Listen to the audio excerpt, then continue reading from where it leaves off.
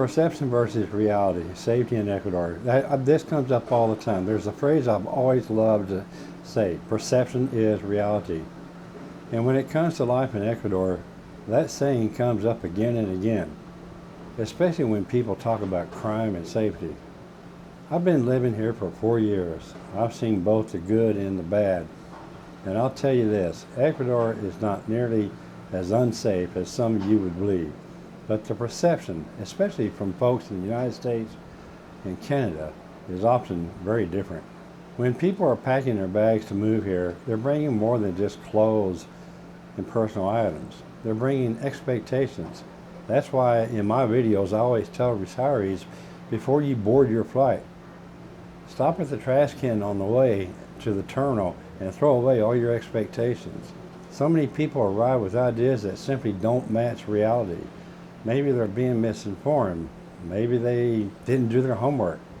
Either way, when their expectations clash with how life here really is, disappointment sets in, and sometimes fear. Take the subject of crime. Headlines and Facebook chatter paint a picture of Ecuador as dangerous. But the truth is, crime exists everywhere. The difference is scale. North America has hundreds of millions of people. Ecuador, just over 18 million. More people equals more crime. It's not rocket science, it's just math. Here's the reality. For retirees, Ecuador can be a very safe place to live. But as in any country, safety depends on choices.